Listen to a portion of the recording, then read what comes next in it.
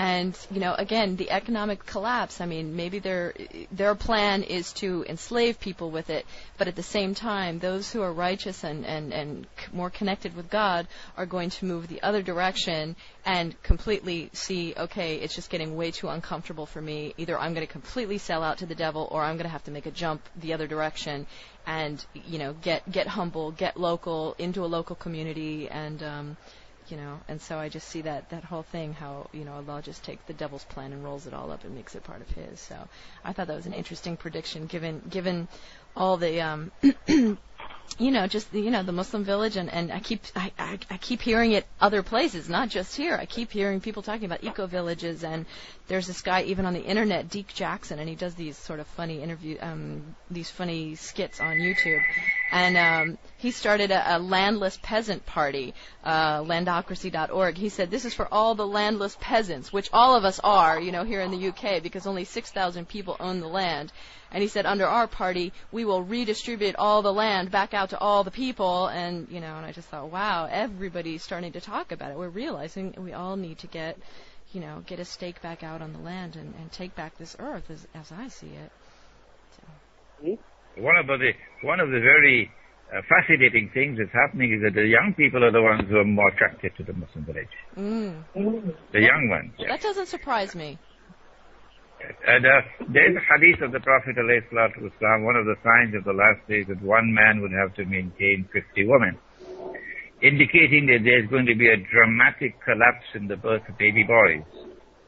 And in the retreat we learned from a brother, a medical doctor who came from Canada, that the radiation which comes from cellular phones, for example, or is it the electromagnetic waves or so on, have a damaging impact upon the male sperm production, so that male chromosomes are damaged, and the default chromosome is a female. And so we're going to have less and less baby boys being born.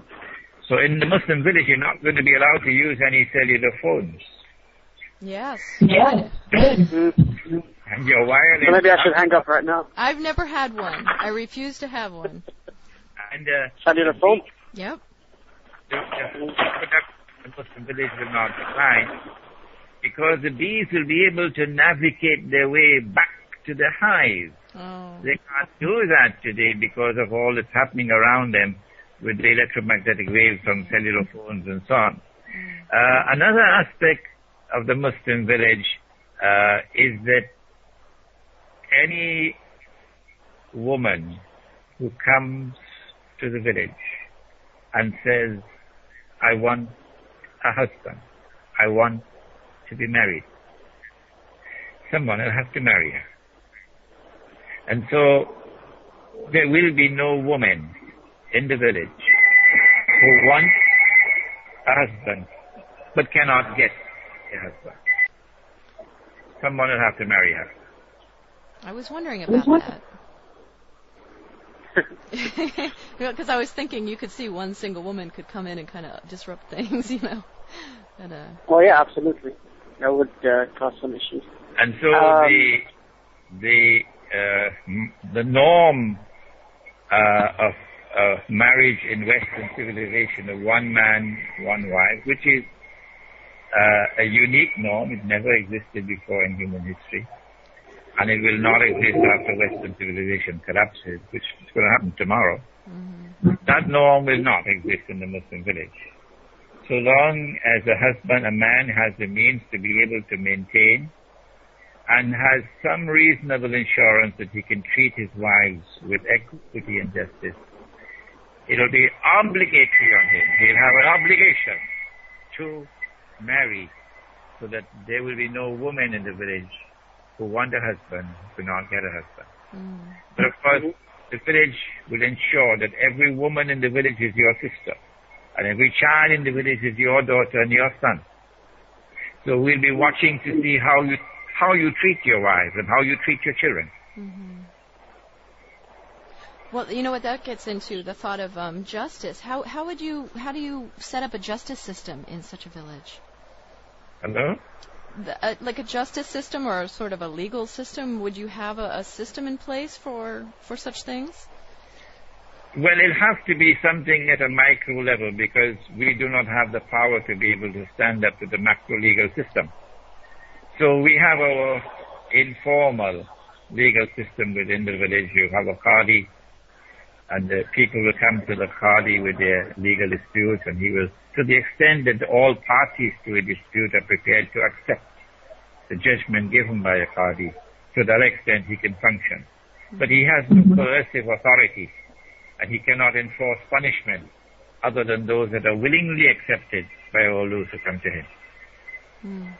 Sheikh Imran, to go back to yeah, go on. No, that was you. It's just feedback, I think. Oh, okay. I'm sorry. Anyway, Sheikh Imran, to go back to an idea you brought earlier, which wasn't fully explored, and I think it sounds quite interesting. You were discussing the idea that you expect that in the years leading up to 2012, that Israel will show its true face, or it will remove the cover from above it. Do you think this is why there's all this type of, talk about the year of 2012? Do you think people are being prepared for such an event that's not necessarily cosmological like they try to portray, but perhaps something more political? I do not write out the possibility that there can be events taking place in 2012 which have some cosmic link to them. I don't write out that possibility. I do not negate that possibility. It is possible that something is going to happen.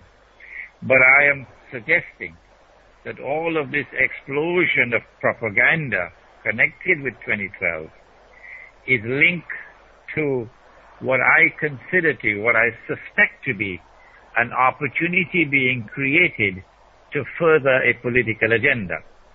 Which political agenda would want to exploit 2012? I consider it to be, without doubt, Israel's agenda of seeking to become the ruling state in the world. Now, my book, Jerusalem and the Quran, was published, 8 years ago, 7, 8 years ago. And it is instructive of the limitations of Islamic scholarship today at a methodological level, that after 8 years, Islamic scholarship still not come to grips with that book, cannot refute the book at a scholarly level, and yet would not accept the book, as though they're standing in a state of limbo. They don't know how to deal with the book. It's a problem of methodology, how to deal with a new methodology which seeks to get to the divine guidance in the Quran by bringing together new meanings to the verses of the Quran.